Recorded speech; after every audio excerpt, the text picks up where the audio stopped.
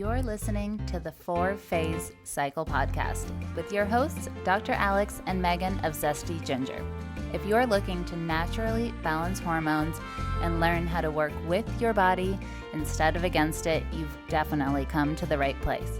As a duo of an integrative MD and a functional diagnostic nutrition practitioner and best friends, we use the 4 phases of the female cycle in combination with functional lab work and mindset practices to transform the lives of the women we work with. We also have a whole lot of fun along the way. If you're new around here, it's best to start with season 1 before jumping around and plan to roll up your sleeves. Showing up for ourselves and enjoying our lives is what good health is all about. Just a quick reminder though, this information is not intended to diagnose, manage, or treat disease. Always consult with your doctor before making changes. Hi there. This is Dr. Alex, and we are back for more advanced pod classes about hormones and reading your Dutch and all of the important details about how you feel on a day-to-day life because of what your body's doing. So if you are a female or have a female body, you are in the right place to learn all of this stuff. However, if you're popping in here and you're new to this podcast, I really highly recommend that you've listened to the first season of the Podclasses, which is the beginning Podclass series, season 1, and then go back and listen to all the advanced Podclasses start to finish because they really build on one another. So we already had a couple pod classes on cortisol, but we are going to continue the cortisol story. So really, cortisol gets made in the adrenals and released in response to any sort of threatening situation. That can be low blood sugar, that can be, a bear, that can be we got in a fight with our partner, you name it. That's our kind of alarm system for our house, that is the body. Now, cortisol, like I said, it's really helpful to have data on the total amount made in terms of what did the body get the impulse to make, and then actually have numbers for what we used, because there can be huge discrepancies in the relationship between total made and what we used. And if we just get the used number, it won't give us the correct information. So this is where we really find utility in the Dutch, because it has all of this. And so once the body releases cortisol into the bloodstream, cortisol is the long-acting stress hormone. So yes, we have our norepinephrine and epinephrine, which are short-acting neurotransmitters inside the nervous system that do the short-term signaling. And then if the stressor continues, quick interruption to personally invite you to come join us for our super exciting and incredibly actionable free video training series coming up. It's a 3-part series where we cover everything hormone-related that you ever wanted to know about. We share top 5 favorite hormone helpers, talk through common hormonal imbalances, and discuss setting yourself up for success. Go to zestyginger.com/blueprint to sign up, or click the link in the show notes below. We can't wait to hang out with you. Go do it now and grab a friend. We'll see you there.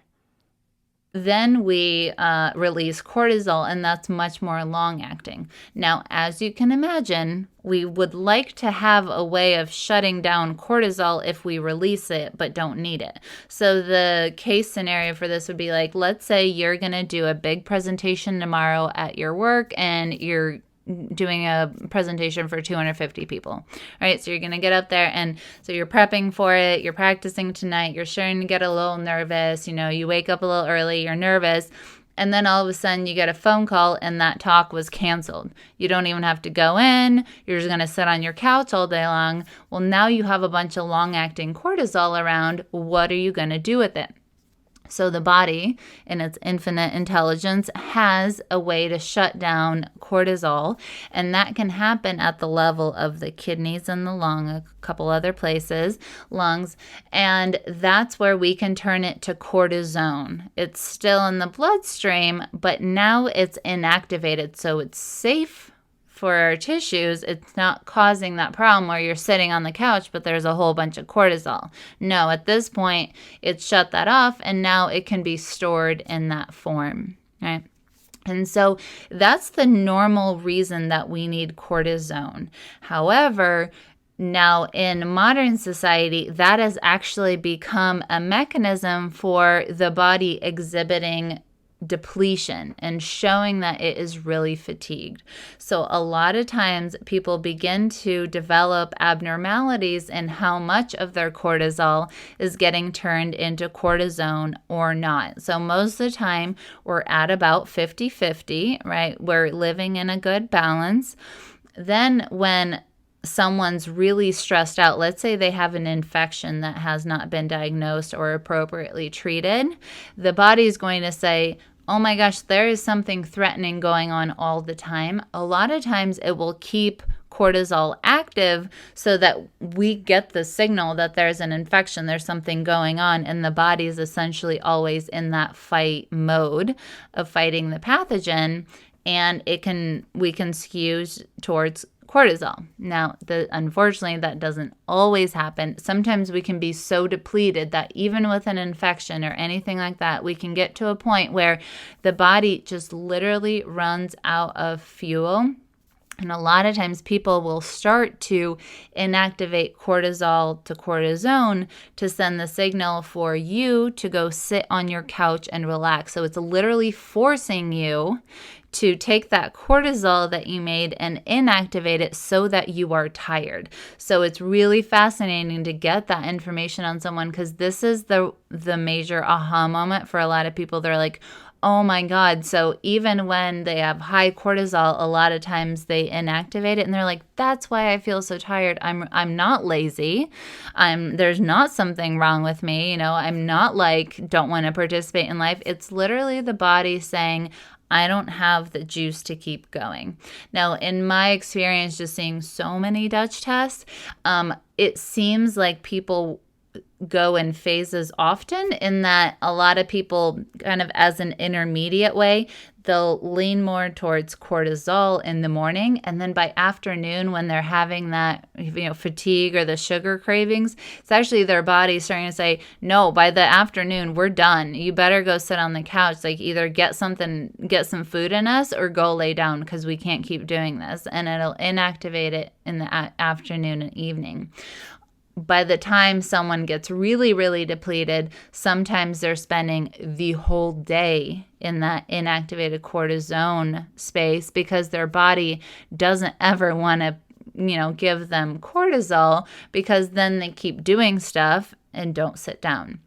So this is the body starting to pump the brakes a little bit on what we can do, or a lot, and it will determine much of how our energy is during the day. And so this is a really insightful place to check and get that information, because like I said, we can get one snapshot of like saliva or blood, but that does not give us any of this information in terms of how depleted is the body, how much is it asking for rest. Some people go straight from their body will try to stick with the cortisol and keep trying to fight stuff, and then boom, it's done. So some people don't go through the intermediate steps at all. You can go from one side to the other, but just in my experience, it seems like people's bodies will go through these phases where it's either more or less exhausted, and therefore it's more or less capable of that energetic management.